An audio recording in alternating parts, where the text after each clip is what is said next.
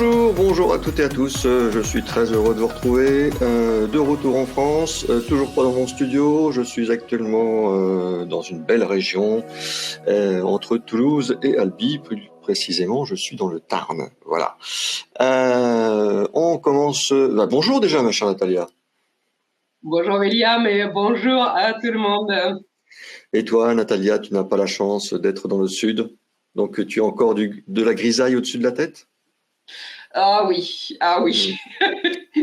Paris, c'est bien connu pour ça. Heureusement, tu vas illuminer cette début d'après-midi. Non, mais William, à côté de toi, c'est toi notre soleil. Bien, alors je vous présente brièvement les activités de Second Souffle. Donc la première mission de Second Souffle, c'est depuis 2010, c'est d'accompagner gratuitement les entrepreneurs en difficulté pour qu'ils rebondissent avec leur activité ou un nouveau projet professionnel. Second Souffle agit en véritable SAV de l'entrepreneuriat. Nous accompagnons ces hommes et ces femmes pour qu'ils ne restent pas seuls. Et puis notre deuxième mission, c'est la sensibilisation avec nos journées 24 heures pour rebondir et nos webinars, bien sûr. Si vous allez sur le site internet, vous découvrirez 3 gros boutons. Le bouton rouge, je suis en difficulté, comme son nom l'indique, vous êtes entrepreneur encore avec votre entreprise. Vous pouvez nous contacter en cliquant là-dessus. Et nous recherchons de plus en plus de bénévoles car nous avons de plus en plus de chefs d'entreprise qui nous contactent. Donc n'hésitez pas à cliquer sur ce bouton vert. Et évidemment, si il vous reste un petit peu de sous, n'hésitez pas à nous soutenir financièrement. Tous vos dons sont défiscalisables jusqu'à 66% parce que nous sommes une association reconnue d'intérêt général. Pour ceux qui ne connaissent pas cette plateforme, c'est pas ça. Voilà. Vous avez donc en bas à droite deux icônes, même 3 aujourd'hui. Oui, il y est. Vous avez le chat pour discuter entre vous, entre nous, le question pour poser vos questions. Merci de bien poser vos questions, cette partie questions, sinon elles vont se perdre dans le fil du chat. Et donc un troisième icône aujourd'hui, donc c'est le sondage. Vous aurez 2 sondages auxquels il faudra répondre aujourd'hui. Un souci technique, vous avez une icône à gauche, sinon vous fermez votre navigateur et vous recliquez sur le lien, de préférence avec un Google Chrome ou un Microsoft Edge. Et puis au milieu, vous avez 2 icônes aussi pour mettre en plein écran et un autre pour réagir, ce que font déjà pas mal de gens, c'est-à-dire envoyer des petits emojis, vous voyez, des petits pouces, des petits cœurs, voilà, quand vous êtes content. Et qu'est-ce que vous êtes content. Voilà, donc je suis précis, je suis dans un coworking, donc merci c'est une pépinière, un pépinière coworking qui est à Gaillac, exactement, à côté d'Albi. Donc je les remercie pour m'accueillir. Et n'hésitez pas aussi, c'est très bon aussi d'être dans une pépinière pour débuter. Ça permet de ne pas rester seul, ce que je dis souvent, et puis d'être accompagné aussi. Il y a toujours des gens pour vous aider, et puis discuter aussi avec d'autres entrepreneurs qui débutent comme vous, c'est toujours bon. Ma chère Natalia, ça va être à toi. On ne te présente plus, Nathalie. Nathalie Douliez, business coach, life coach d'entrepreneurs et de dirigeants des entreprises. Et aujourd'hui, on va discuter d'une thématique que j'apprécie particulièrement, de commercialisation des services. Donc je te le mets en plein écran, puis je te laisse défiler. Oui, et puis moi, comme on est 14h... Je vais défiler comme une grande. Voilà. Et moi, je vais faire une sieste. Oui, tant qu'on y est, bien sûr. Ce webinaire se base à 80% sur 2 sources. Un livre auquel j'ai emprunté son nom, Vendre l'invisible, et que je vous recommande chaleureusement. Et l'autre, c'est mon propre livre sur la psychologie de la vente. Comment les effets psychologiques nous aident à devenir un bon vendeur.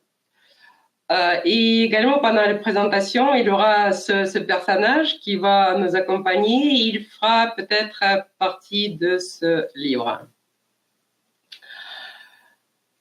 Pourquoi il est plus difficile de vendre un service qu'un produit? Premièrement, un produit est tangible. On en rêve souvent même. Oh, une belle voiture, une belle robe. Et après, il continue de nous faire plaisir quand on l'a déjà. Et par contre, les services, ah, qu'est-ce que j'aimerais aller chez un dentiste. Oh, j'aimerais bien que mon plombier revienne. Est-ce que ça vous est déjà arrivé? Probablement pas. Et après, même si on est satisfait, on l'oublie très rapidement qu'un service est immatériel. Vous passez une commande et plus tard, vous obtenez peut-être le résultat. Puis, on sait rapidement si un produit est bon ou défectueux. On peut le rendre, on peut l'échanger et les services, comment savoir à quel point le service pouvait être mieux. Si le garagiste vous facture correctement ou plus que nécessaire, ou est-ce que le programme de perte de poids sera plus efficace que les 3 précédents que vous avez déjà pris. En plus, contrairement à un produit, le service n'a pas toujours de prix affiché. Un avocat peut vous dire je facture 500 € de l'heure. À combien votre facture va s'élever? Ça dépend de votre procès. Après, si les fabricants utilisent les chaînes de montage, ils contrôlent la qualité en permanence. Dans les services, vous faites une série d'actions. Impossible de reproduire exactement d'une fois à l'autre. Et enfin, votre prospect peut soit utiliser vos services, soit faire lui-même quelque chose qui ressemble à ce que vous faites, soit ne rien faire du tout par rapport à ce que vous proposez. Ne pas aller chez un coiffeur, ne pas prendre un coaching, se contenter de ces anciennes photos au lieu de faire des nouvelles, etc. Et en plus, il existe plein d'idées reçues sur le marketing. Moi, j'ai pris comme exemple 3 qui sont assez répandues. Et la première est « je vends mon expertise ». Les avocats, médecins, comptables pensent que leurs clients achètent leurs connaissances. C'est faux. Les clients sont rarement capables d'évaluer vos connaissances, surtout au préalable. Souvent, du coup, ils jugent votre personnalité et ils tirent la conclusion sur vos services. C'est à l'OFE, on va y revenir plus tard. En fait, ça, en fin de compte, l'expertise, c'est beaucoup le cas de micro-entrepreneurs, hein, oui, qui vendent leur expertise. Je pense principalement aux hommes. Mais c'est très souvent dans le secteur de service, il y a beaucoup d'entrepreneurs. Ouais, donc le premier produit physique, en fin de compte, c'est soi. Complètement, tout à fait, oui. Et là, on va y revenir aussi. Bon, je te laisse continuer avec ton beau cul. Oui, non, mais ça, je l'aime bien. Je le place partout, mon beau cul. Deuxième idée reçue, je dois me positionner comme le meilleur. Ça, j'ai entendu maintes fois. Mais les gens ne cherchent pas le meilleur prestataire. Vous-même, dis-moi, William, quand tu cherches un plombier, est-ce que tu cherches le meilleur plombier de la ville ou juste un bon plombier, pas trop con, honnête de préférence et qui connaît son métier, après assez pour arrêter ta fuite d'eau? Le problème, c'est qu'on ne sait pas à l'avance si c'est un bon ou pas un bon plombier. Oui, complètement. Et pour être choisi par vos clients, le but, ce n'est pas d'être forcément le meilleur, mais d'être vu comme un bon, voire très bon choix, et en plus être différent. J'ai mis cet exemple de marketing qui est vraiment différent, qui casse tous les codes de la communication dans le domaine et qui a eu beaucoup de succès, Ils le disent sur le site et je vous invite vraiment d'aller voir, pas pour le reproduire, votre domaine est différent, mais pour réfléchir comment vous pouvez innover votre façon de présenter vos propres services. La troisième idée reçue, très répandue, que la décision d'achat est logique. C'est complètement faux. Les gens choisissent ce qu'ils connaissent, ce qui leur est familier. C'est pour ça qu'on parle souvent qu'il faut rester visible. C'est pas du nouveau, mais ça vous aide à commercialiser vos services.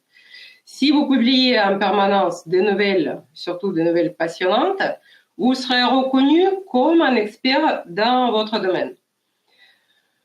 Pour ne pas se creuser la tête tout le temps, vous pouvez soit définir les alertes Google qui vous donnent ce qui sort du nouveau sur votre domaine, domaine que vous fixez comme une alerte.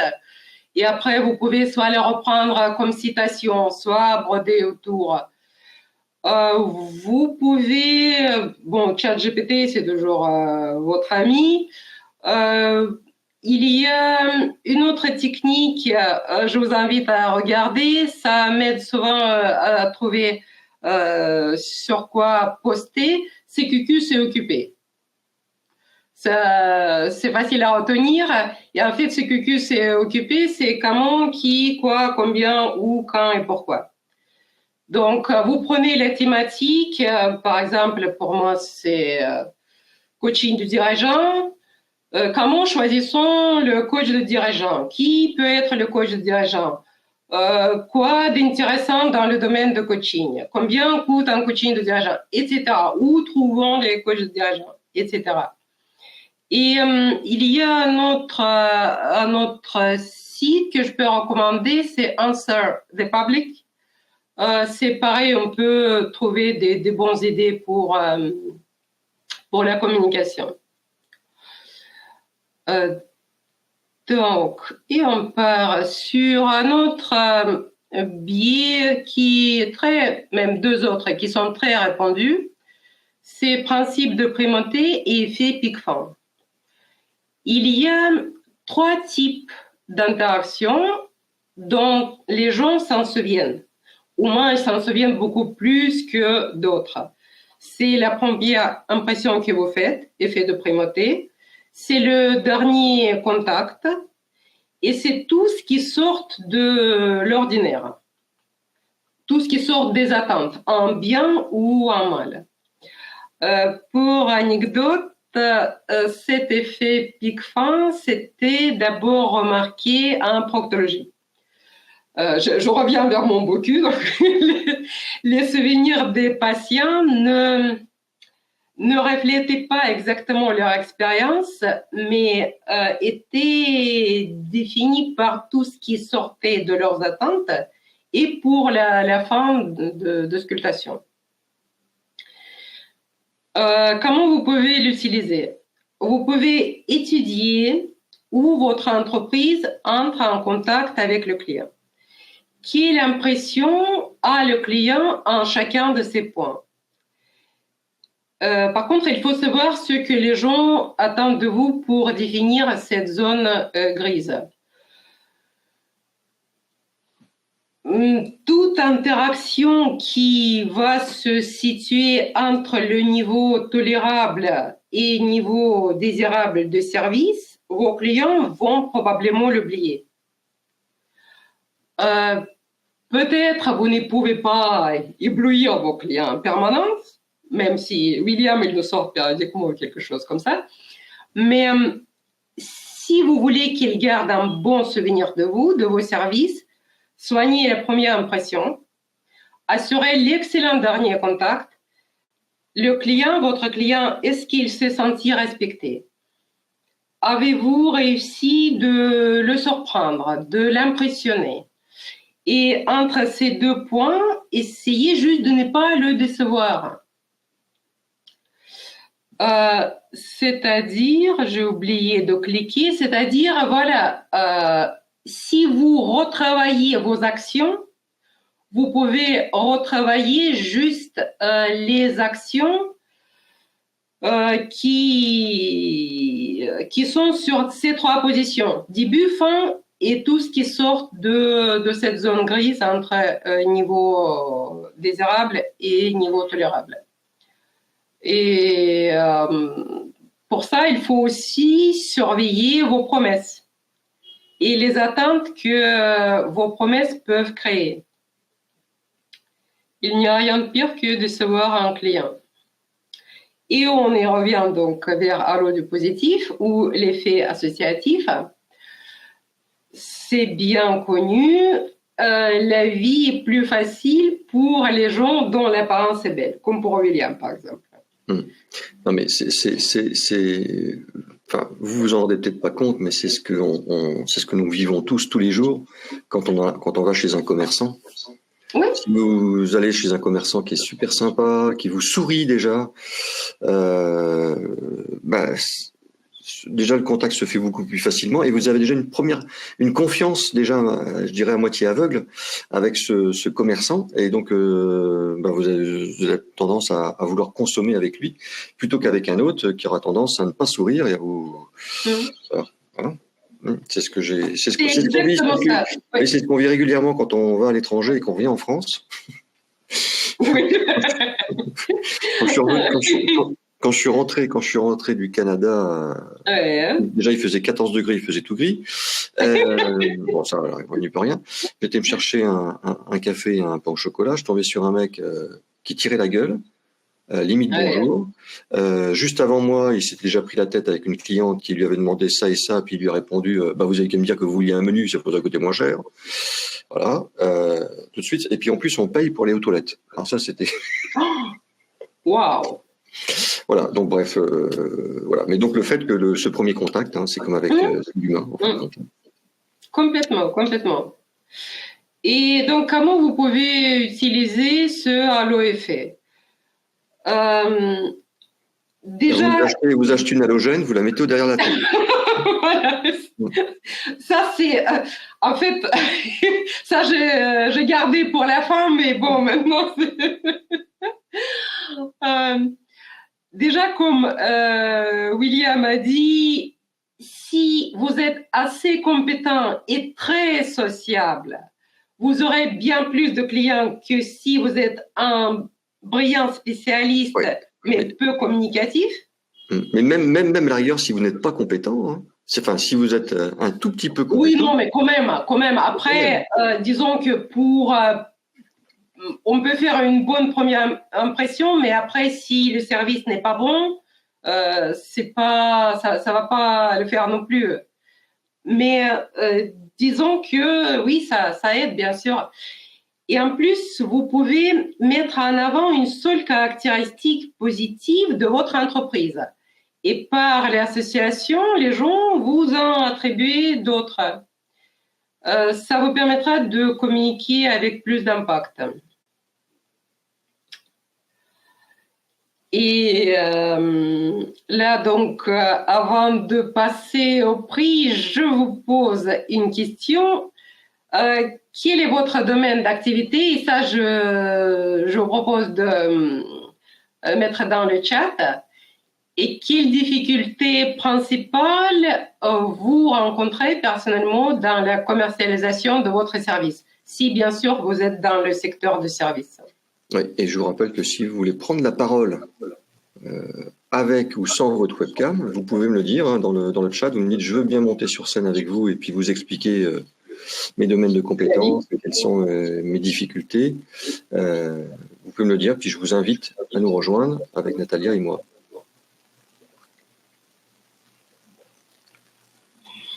Alors, qu'est-ce qu'on a? La timidité, la restauration, la formation, décoratrice intérieure, sophrologue, consultant, RH, home organizer, guide conférencier, la peur du rejet. Service aux entreprises. les aménagements intérieurs-extérieurs. Attends, je suis dans le bien-être, je suis dans l'inclusion, je prospecte auprès des RH, mais ce n'est pas le... Oh, ça n'arrête pas de défiler. Allez, mais ce n'est pas le RH qui signe les commandes. Ah oui. Ah oui, ça, on n'en trouve pas le bon interlocuteur, en fin de compte. Entre celui qui veut le produit et celui qui signe le chèque. Tu les vois les messages, Nathalie? Non, je ne vois pas le message, mais c'est justement, on va en reparler à la fin.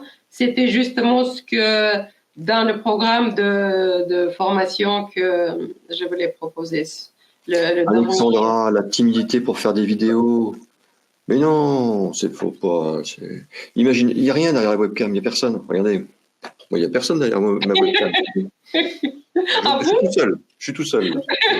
C'est ça ce qu'il faut se dire.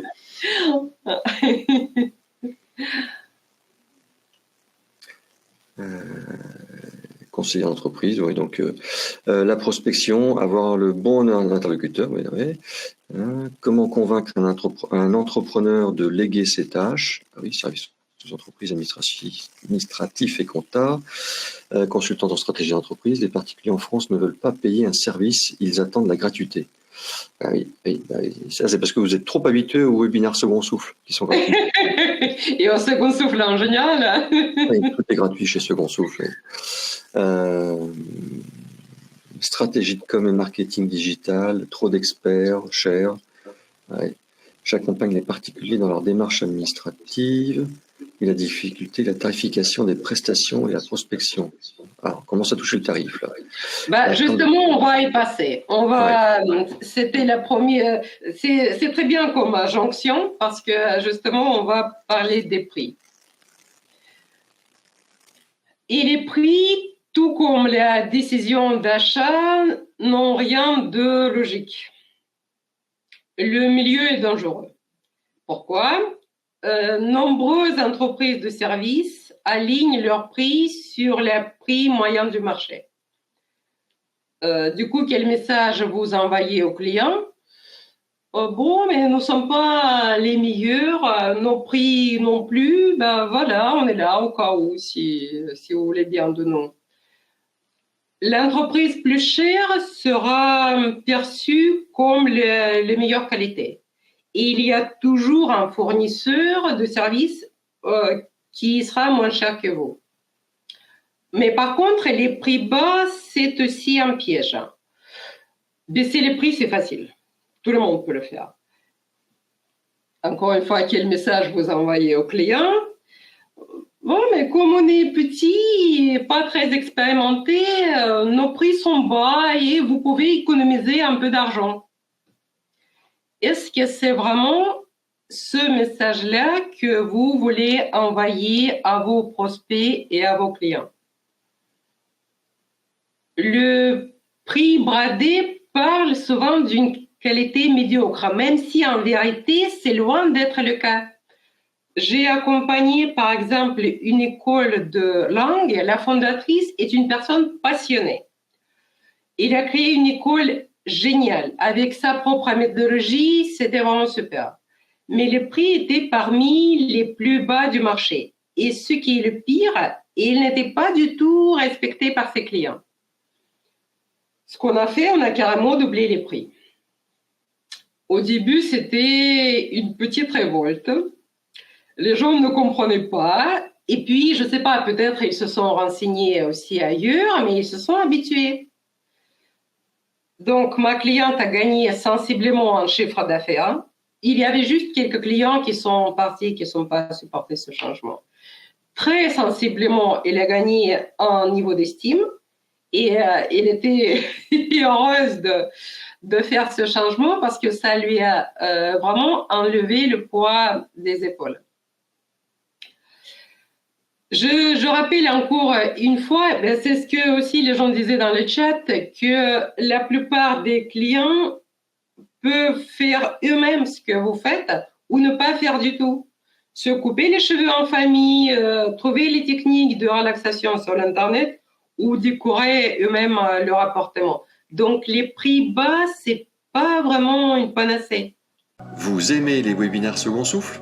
Alors abonnez-vous à la chaîne YouTube Second Souffle. Cliquez sur l'icône Second Souffle juste ici. Vous aimez cette vidéo?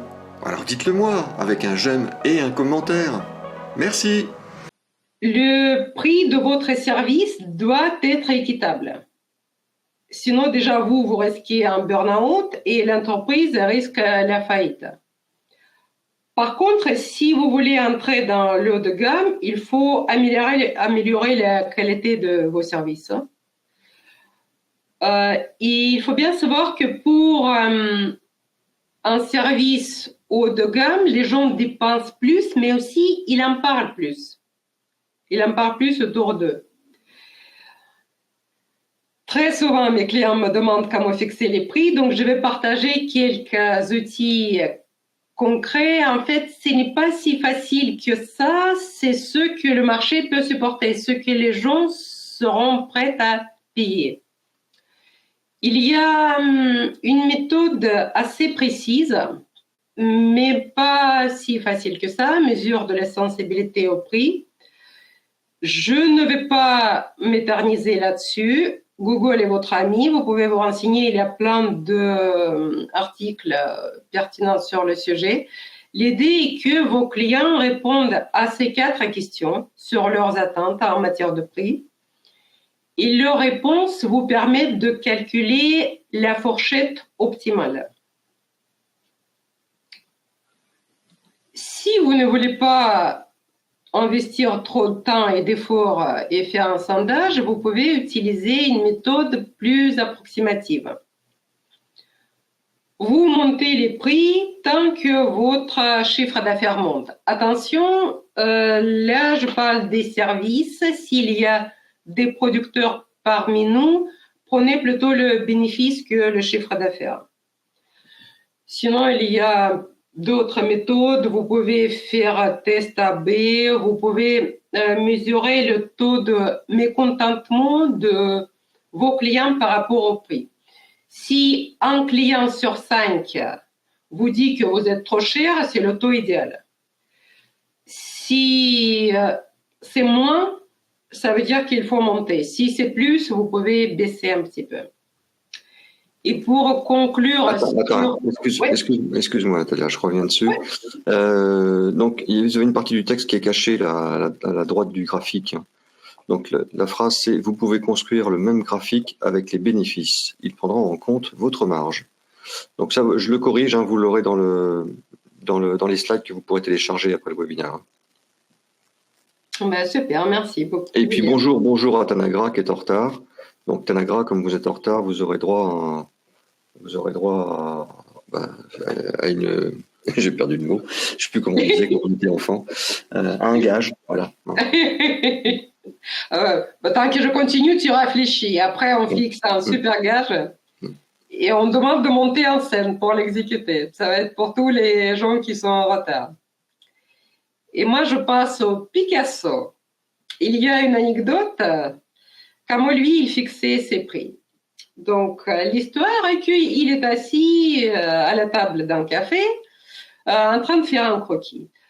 Une femme qui est assise à côté le demande s'il peut faire un dessin d'elle.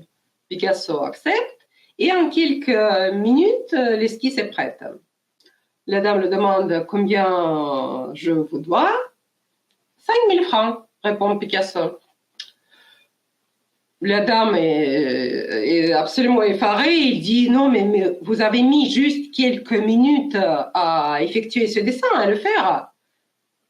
Paraît-il que Picasso lui a répondu non, madame, cela m'a pris toute ma vie. Je ne sais pas si ça s'est vraiment passé comme ça, mais connaissant son caractère, ça se peut. Donc, c'est ça l'idée. Combien valent votre talent et intelligence? Combien devez-vous demander pour vos services? Et sur les prix en général, on peut tirer 3 conclusions. Il est mieux d'améliorer le service plutôt que baisser le prix. Quand vous fixez le prix, prenez en compte ce qu'on vient de dire, votre intelligence, votre expérience, votre talent. Et le troisième, c'est ce qu'on disait également, c'est la différence. La différence de votre entreprise qui est bien plus payante que la baisse des prix. Voilà. Et là, on passe aux marques. Pourquoi avons-nous besoin d'une marque? Ce n'est pas juste une gage de qualité pour nos clients, mais votre client a besoin de justifier son choix auprès de lui-même. Et il cherche les différences. Quand vous regardez ceux qui ont réussi, ils ont toujours un positionnement bien distinct. Par exemple, vous tromperez jamais sur les grands architectes. Ils font pas un peu de ceci, un peu de cela pour attraper tous les clients possibles. Pourquoi, dans ce cas, les prestataires de services ont-ils si peur de positionner clairement leur entreprise? Ça, c'est très facile aussi à répondre parce qu'on a tous peur d'avoir moins de clients, de rater les occasions. Mais en fait, il était démontré maintes fois déjà que c'est le contraire qui est vrai.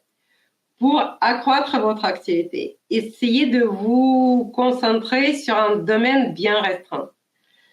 Ça vous donnera vraiment un positionnement reconnaissable et c'est un véritable avantage concurrentiel. Et en plus, c'est toujours le halo du positif, comme William nous suggérait, qui fera le reste pour vous attirer d'autres clients.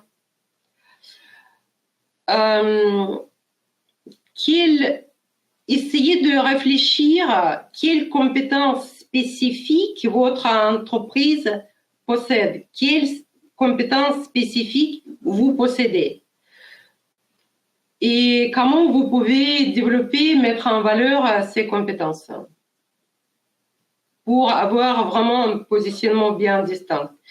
Et vous pouvez utiliser les techniques de pitch pour formuler votre différence. Je prends l'exemple de l'un de mes clients. Pour les agences événementielles qui organisent le pilotage sur circuit, un ancien pilote de rallye qui a un sens aigu de pédagogie et 25 ans d'expérience dans le domaine, propose d'offrir une expérience inoubliable à vos clients, désireux de conduire une voiture de course, éprouver les sensations extrêmes dans le cadre maîtrisé et sécurisé. Donc là, je prends un exemple concret, c'est à vous de vraiment adopter ce schéma pour vous. Et comme j'ai déjà dit, vos prospects sont très sensibles à votre différence. Si vous occupez la même position que 90% d'autres entreprises sur le marché, comment voulez-vous attirer des clients? Comment ils sauront faire la différence?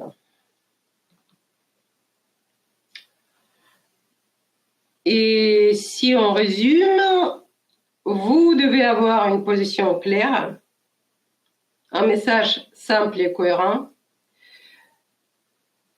Vous devez vous démarquer des concurrents. Vous devez vous concentrer sur une seule chose à la fois. C'est seulement comme ça qu'on attire attention les gens et on va en reparler encore. Et également, vous pouvez utiliser pour le nom de votre marque le test poids d'information, poids du texte. Je rencontre très souvent, ça j'ai pris l'exemple avec mon propre nom parce que je l'ai vraiment réfléchi, je rencontre très souvent les noms qui sont hyper difficiles à prononcer et qui ne disent rien par rapport à l'entreprise. Et pourtant, le nom, c'est la première impression que le client potentiel a de vous. Comment moi j'ai choisi mon nom? Sur les mêmes principes que je viens d'exposer. Pour moi, SEO Coach, c'était pour attirer une clientèle de haut niveau en mettant en avant une expertise et le coaching individuel. Ce que j'ai cherché à associer cette image à l'autorité, prestige, soutien aussi pour maximiser l'impact. Pour moi, je ne sais pas, pour vous, donnez-moi vos commentaires si pour vous c'est pas comme ça. Pour moi, ce nom indique clairement que je me spécialise dans le coaching de dirigeants. Il parle d'une expertise, même d'une expertise pointue, qui se base sur mon parcours. Et aussi, il parle de compréhension de défis des dirigeants auxquels ils sont confrontés. Au moins pour moi. Moi, je l'ai vu comme ça, je l'ai choisi comme ça. Et le mot coach, ça ajoute une dimension de soutien plus personnelle. Également, pour moi, c'était clarté, simplicité, le nom direct, facile à comprendre, facile à mémoriser, pas d'ambiguïté là-dessus, etc. Donc, vous pouvez tester votre nom. Ou le nom, c'est le meilleur, c'est quand vous êtes en train de le choisir. Combien de caractères vous avez et quel est poids de l'information. Avec quelles caractéristiques vos clients vont l'associer. Est-ce qu'à lui seul, il vous procure le halo du positif.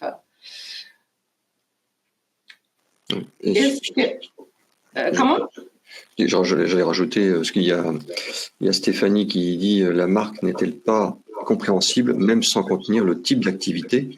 Oui, c'est l'idéal, mais c'est pas facile à faire. En plus, suivant l'activité, c'est pas évident. Hein. Mais par contre, ne faites jamais l'erreur, vous qui êtes auto-entrepreneur, de faire des communications avec votre prénom et votre nom de famille, parce que vous n'avez pas décidé de choisir une marque, forcément, mais de dire simplement William Pro, numéro de téléphone, adresse email, site internet, et puis basta. Mais on ne sait pas ce que vous faites. Oui, complètement. C'est ça, mais vous voyez, je suis à la pépinière, là, à l'entrée, il y a plein de cartes de visite de plein d'entreprises qui sont à l'accueil. Ben, j'en ai vu 2. C'est ça. Il y a le nom de la personne. Elle est jolie, la super carte de visite et tout. Le nom de la personne, le numéro de téléphone, l'adresse mail, le LinkedIn, l'Instagram, etc.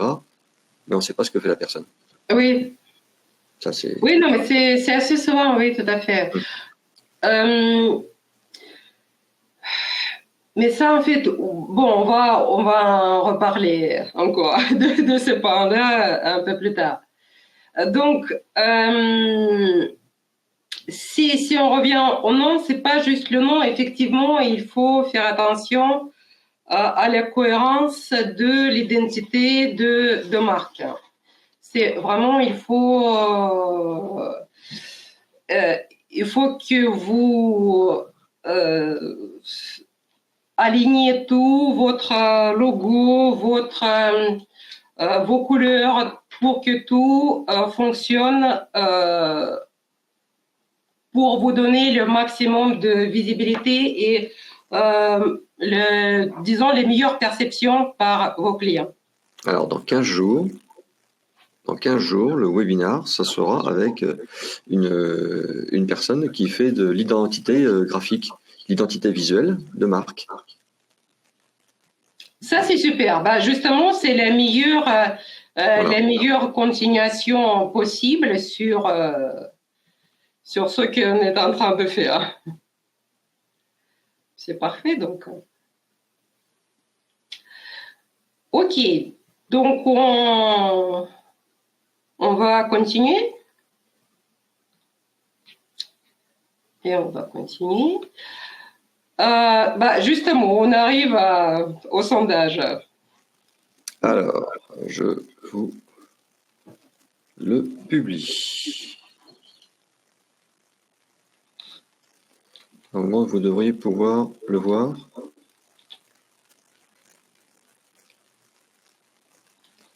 Est-ce que c'est bon pour tout le monde? Parce que je suis pas sûr de. Oui, c'est bon. Alors, ça vote.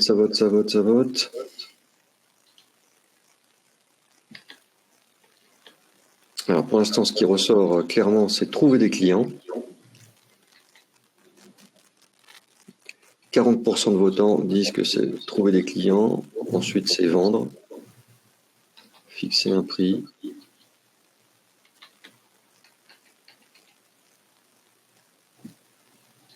Bon, j'ai plus de votants, donc on va dire. Alors, 38% c'est trouver des clients. 17% c'est fixer un prix. 16% c'est vendre. Et 13% vous différencier et créer une marque forte. Et s'il y a d'autres choses qui vous, il y a d'autres choses qui vous viennent à l'esprit et que Oui, dans le chat, il y a marqué transformation des devis en commande. Et oui, ça c'est tout l'art d'un bon commercial. Savoir faire basculer son devis en signant une commande. La prospection. Ça aussi. Alors ça, c'est un métier du commerce qui est particulier. Hein. Moi, je sais que j'ai horreur de ça. Nadia nous dit oser contacter les clients identifiés. C'est ce qu'on appelle de la prospection. Stéphane, synthétiser mon savoir-faire. Ça, vous pourrez le faire en créant votre pitch. Mais avant de créer un pitch, il faut savoir se connaître soi-même déjà. Donc, il y a tout un travail à faire. Et François nous dit obtenir du chiffre d'affaires récurrent. Et oui, très bonne idée. Très bonne idée. C'est la meilleure idée qui soit, mais c'est la plus difficile. C'est tout le mal que je vous souhaite. Voilà. Caroline nous dit, voilà, ça résume bien l'esprit français. L'impression de mendier, c'est désagréable. Voilà. C'est pour ça que nous, Français, on n'arrive pas à... Il faut travailler son côté commercial. On ne mendie pas du tout, on donne de l'expertise en échange de l'autre énergie qui est l'argent. Donc, ça, on en parlera justement encore à la fin. Donc, pour moi, ça reste toujours... Ah oui, donc moi, je peux... Oui, parce que j'avais l'écran qui me cachait tout. OK, super. Et on passe donc à la dernière partie du webinaire. Rendre l'invisible visible. Comment on peut faire? Premièrement, pour que votre client vous voit, il faut parler exclusivement de lui. Souvent, au lieu de parler du client et de ses besoins, nous avons envie de présenter notre offre et nous essayons de montrer à quel point notre entreprise est formidable, mais le client, il ne pense qu'à lui. C'est peut-être triste, mais très peu de gens sont intéressés par ce que vous avez à dire et surtout par ce que vous avez à vendre. Les gens ne s'intéressent qu'à eux-mêmes. Ouais, vous allez voir un bon vendeur, il va vous dire, la première chose qu'il va vous dire, il va vous dire bonjour, vous allez bien, avec un grand sourire. Après, il va vous poser des questions sur vous. Hein, qu'est-ce que vous aimez faire, etc. De quoi avez-vous besoin? Il va vous poser des questions, vous faire vous flatter aussi par moment, et voilà. Et pour l'instant, il n'a toujours pas parlé de son produit. Complètement, oui, tout à fait. Et donc, tant que vous ne parlez pas de lui, mais vous parlez de vous, votre client, juste, il ne vous entend pas. Et pour mieux parler de lui, il faut avoir une assez bonne connaissance qui votre client, qu'est-ce qu'il veut, ses besoins, ça c'est à vous de les découvrir. Et après, une fois que vous connaissez votre client, essayez aussi de dissiper ses craintes. Comme je disais déjà, un service, c'est une promesse. Donc, le client a peur de s'engager parce qu'il ne connaît pas quel est le résultat exact qu'il va avoir. Comment vous pouvez dissiper les craintes de clients et comment font les fabricants? William, comment font les fabricants? Ils me demandent conseil, ou ils te demandent conseil en général. Non, mais eux, ils donnent possibilité d'essayer un produit ou ils donnent la garantie de remboursement si le produit ne convient Oui. pas. Personnellement, je suis partie du même principe. J'ai entendu périodiquement que c'est pas bon, donc c'est à vous de décider.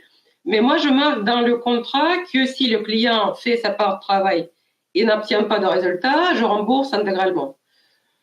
Pour l'instant, ça ne m'est jamais arrivé, mais c'est aussi, quand je prends une personne en coaching, ça me responsabilise. Je sais que si je ne pourrais pas l'aider, je ne vais pas le prendre en coaching parce que je n'ai pas envie de faire le boulot et après devoir le rembourser.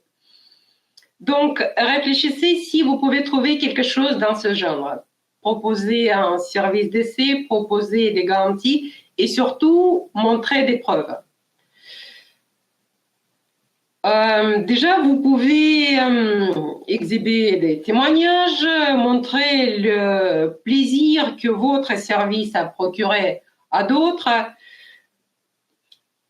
Ça rassure les gens, même si j'ai déjà entendu parler que il y a les gens qui perçoivent tous les témoignages qu'on faut, on peut les faire nous-mêmes ou on peut demander des amis, mais ça rassure quand même pas mal les gens.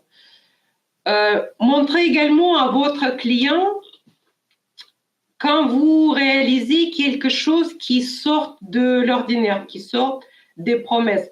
N'attendez pas qu'il réalise à quel point vous travaillez bien. Parlez-en que, voilà, là, j'ai promis faire pour dimanche et j'ai fait pour vendredi. Là, j'ai augmenté de 7%, ce que je devais augmenter de 2, etc. Et autre chose aussi, ça c'est à vous de faire. Si vous aimez vos clients, ça influence votre façon de parler. Le son de votre voix au téléphone quand vous souriez. Ce que vous dites et l'attention que vous portez à l'écoute. Donc, plus vous aimez votre client, plus il va vous entendre. Après, il y a des éléments de langage qui sont plus visibles que l'autre. Déjà, le premier image que les gens ont de votre service peut être négative. En fait, tous les services souffrent d'un stéréotype qui s'y colle. Les comptables sont tous mauvais et n'ont aucun sens de l'humour. Les avocats aiment trop d'argent. Les coiffeurs sont trop bavards. Sur les coachs, il y en a plein. Ce sont des amateurs. Ils sont intrusifs. Ils manquent de qualification. Ils donnent des conseils génériques. Ils sont superficiels. Ils sont trop centrés sur la pensée positive et donc ils n'offrent pas de solutions concrètes. Il y en a plein. C'est pour ça également, moi, je parle régulièrement que on a des indicateurs de performance, on a un objectif concret, on mesure l'avancement en permanence. Certainement, il y a les stéréotypes sur votre service qui existent aussi et qui sont déjà dans la tête de votre client. Donc ça, c'est à préparer à l'avance, réfléchir et communiquer pour les démonter. Après, on en a parlé justement avant, qu'il est mieux de parler d'une seule chose. Ne compliquez pas la vie de votre client. Si vous parlez de différents sujets, il est perdu et il ne s'en souvient plus de rien. Mais ça, c'est valable dans la vie de tous les jours. Complètement, tout à fait, oui. Donc, donner une seule raison valable d'acheter votre service. Moi, sur mon site, je donne 30 ans d'expérience dans la psychologie et le business. Dans la psychologie, c'est un peu plus. Dans le business, c'est 28, c'est pas 30, mais bon, je fais au bas mot. Mais disons que c'est l'argument que j'essaie de marteler. Trouvez le vôtre et plus vous en parlez, et en plus, vous avez le halo de positif quand vous parlez d'une seule chose. Après, il faut parler clairement. j'ai rencontré maintes fois, les gens parlent, ils n'ont pas une idée claire dans leur tête de quoi ils parlent. Vous devez savoir exactement ce que vous voulez dire dans votre communication. Vous pouvez aussi utiliser des métaphores visuelles. Les métaphores créent une image dans la tête de votre client et il s'en souvient plus. En fait, ce que je peux vous conseiller, moi, c'est quand vous faites votre pitch, vous savez, un pitch, ça dure 1 minute, voire 30 secondes, ben, vous en faites un deuxième, puis un troisième, vous faites des pitchs de 3 minutes, puis un pitch de 5 minutes, puis un pitch de 10 minutes.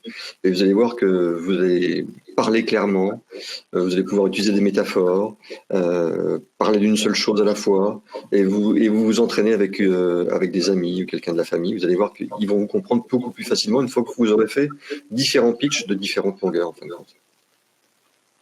Oui, et finalement, après, c'est plus clair c'est comme le disait un prof dans mon première université, je vous explique 1 fois, 2 fois, 3 fois, moi-même, j'ai déjà compris. Donc, plus vous en parlez, plus ça rentre et vous-même, vous allez comprendre ce que vous voulez dire.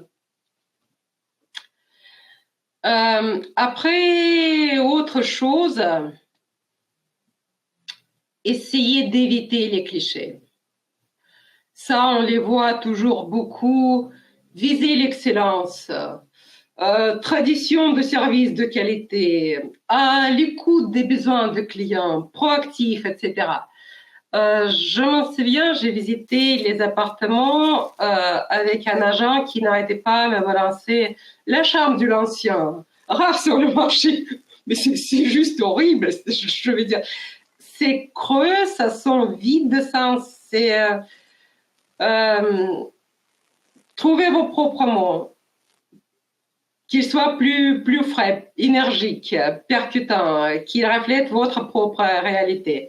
Mais sans emphase également, quand vous êtes extraordinaire, inégalé, exceptionnel, ça sonne un peu comme une vantardise. Donc ça, il est mieux d'éviter aussi. Moi, je te vois plus, Natalia. Je sais pas si... C'est vrai? Ouais, vous la voyez toujours.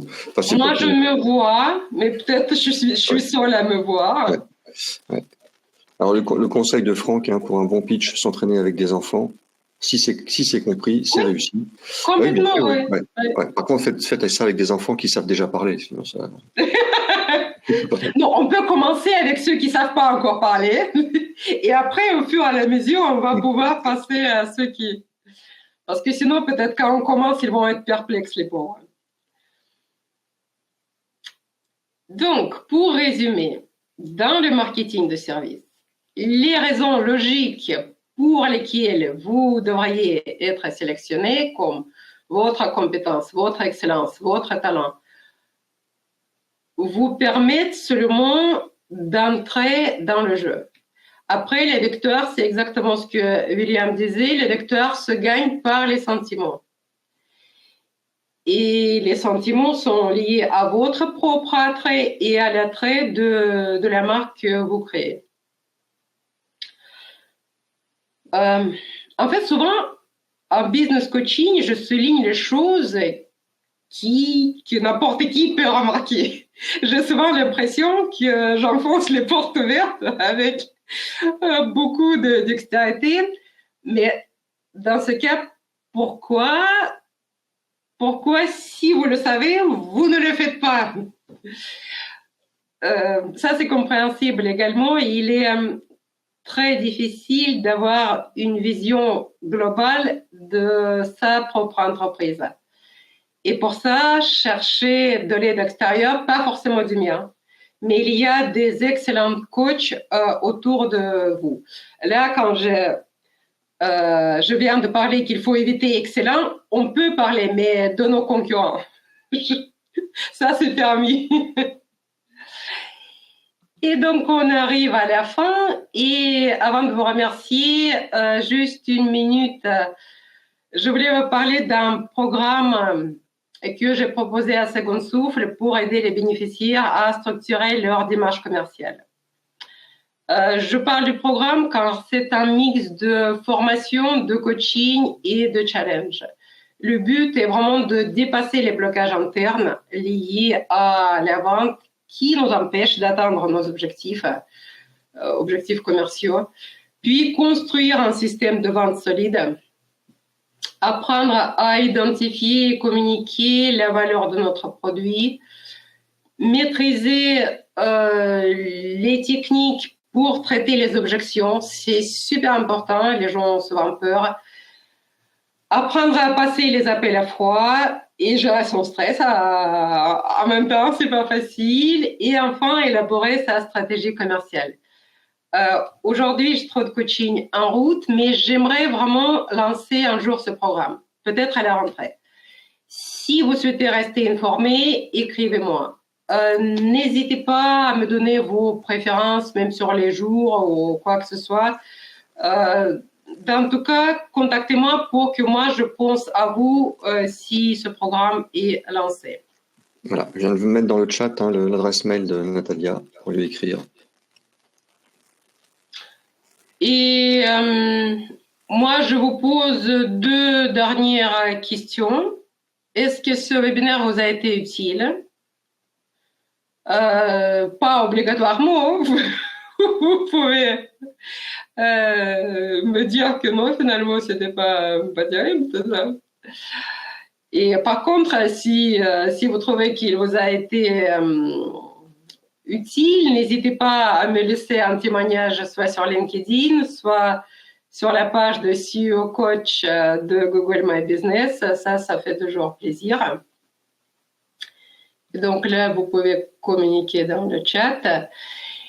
Et également, un autre sondage, y a-t-il quelque chose qui vous ferait plaisir par la suite?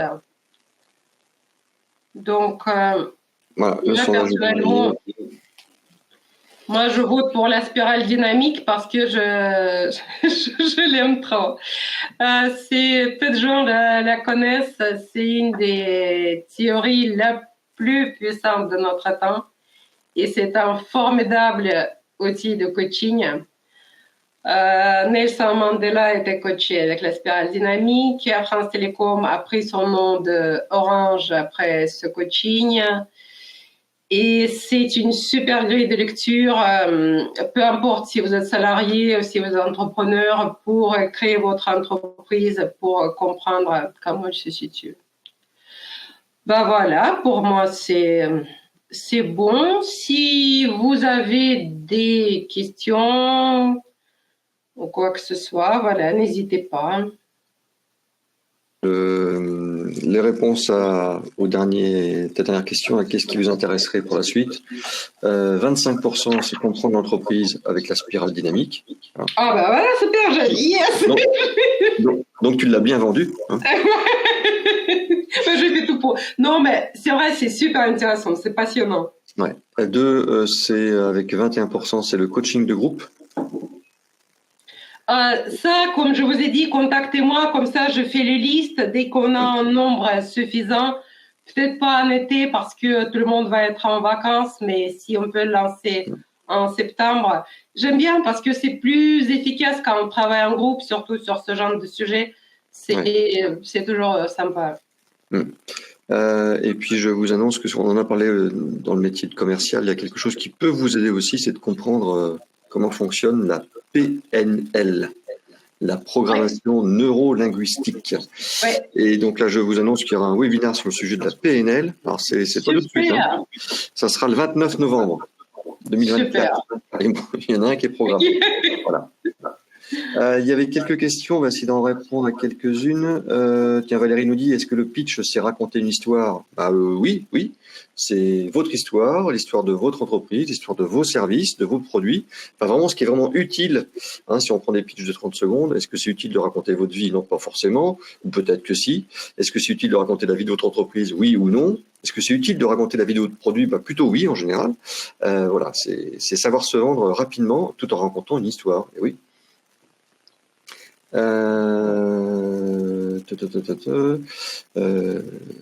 Alors Annie nous dit, une fois que son pitch est fait, c'est plus fixé, sur quel support communiquer?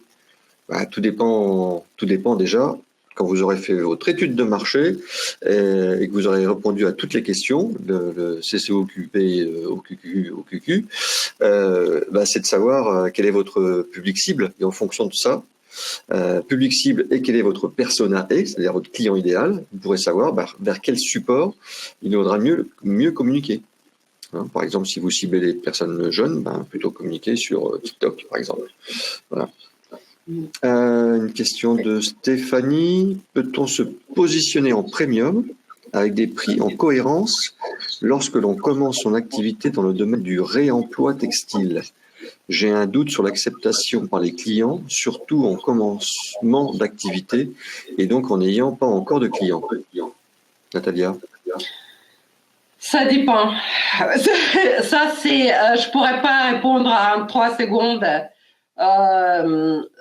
Mais les prix, ça peut être, comme je l'ai indiqué, ça peut être également en thématique de webinaire en entier. C'est difficile de résumer ce genre de questions en quelques mots, mais c'est un vaste sujet et qui est passionnant également. Oui, difficile de répondre à chaque fois à toutes les questions. Les questions sont un peu longues. Non, mais surtout que ça dépend de beaucoup de paramètres. Si je me lance, on est encore pour un bon quart d'heure, donc je vois qu'on est... Ah oui, mais moi, j'ai pas le temps, parce que moi, j'ai un tournoi de pétanque dans une demi-heure. Voilà. Bon, merci beaucoup, ma chère Natalia. C'était un grand plaisir de te retrouver. Merci, William. Et on se retrouve quand? On s'est programmé une prochaine date, je ne sais plus. Mais on va le faire juste après. Ouais. De toute façon, on se revoit cet été. De toute façon, on part pas en Grèce ensemble? C'est pas ça, non? Oui, non, mais je voulais pas aller annoncer devant tout le monde, mais bon, puisque tu dis... Non, voilà. Les gars, ce sont des blagues. Non, ne nous prenez surtout pas au sérieux. Non. Et je vous annonce tout de suite le webinaire de la semaine prochaine. N'ayez plus peur de vous planter, nous assurons vos arrières. Et oui, c'est très beau de monter son entreprise, mais parfois, vous savez, tout peut arriver. C'est une aventure, l'entrepreneuriat. Donc, on peut se planter, même les meilleurs, même si on a pensé à tout, ça peut arriver. Et dans ce cas-là, on n'a pas droit au chômage. Enfin, vous avez vos indemnités chômage, vous avez droit au service de France Travail, mais plus d'indemnités, donc vous n'avez plus de revenus. Mais il existe des solutions, il y a des assurances qui existent. Et donc, nous découvrirons tout cela avec ACD, qui est un courtier aussi en assurance, qui a fait donc un comparateur qui permet de comparer toutes les offres d'assurance pour les entrepreneurs qui ont perdu leur entreprise. Donc, en fonction de votre activité, de vos besoins, etc., de combien vous avez besoin de revenus chaque mois en cas de perte de votre entreprise, choisissez telle ou telle assurance. Voilà. Donc ça, c'est la semaine prochaine. Et donc, je vous le disais, donc il n'est pas encore tout à fait prêt, mais dans 15 jours, nous serons avec une professionnelle de l'infographie, de l'identité visuelle, l'identité de marque, qui vous montrera son travail. Et vous verrez que c'est important, comme le disait Natalia en début d'émission, la première chose qu'on vend, c'est son image de marque, mais l'image de soi aussi. Donc, c'est important d'avoir une belle image. Regardez Natalia comme elle se vend, regardez comme elle est magnifique. Voilà, déjà elle se vend. Non, mais William, à côté de toi, non, mais c'est rien. Ton super t-shirt qui vient de... vous faites Tanagra, votre gage. Ah bah oui, Tanagra, on a oublié Tanagra. Tanagra, je veux vous voir. Donc, venez, je ne sais pas si vous avez une webcam, mais venez nous faire un petit coucou, tiens. Voilà, je vous envoie une invitation, Tanagra. Venez nous faire un petit coucou sur scène. Si vous le voulez. Si vous pouvez, déjà, si vous n'avez pas de... comment s'inscrire pour le webinaire d'identité visuelle, Estella? Eh bien, écoutez, vous allez recevoir un mail, peut-être pas la semaine prochaine, mais peut-être dans 15 jours, enfin une semaine avant, pour vous inscrire. Bon, Tanagra ne veut pas venir, apparemment. Ou alors un petit souci technique, ça peut arriver aussi. En tous les cas, Tanagra la prochaine fois, attention. Donc maintenant, tous les gens qui seront en retard sont obligés de venir avec nous sur scène. Bon, je vous embrasse. Merci encore, ma chère Natalia. Je vous souhaite un Merci, très, William. très bon week-end et je vous dis à vendredi prochain, 14 h comme d'habitude. Bye bye. Merci.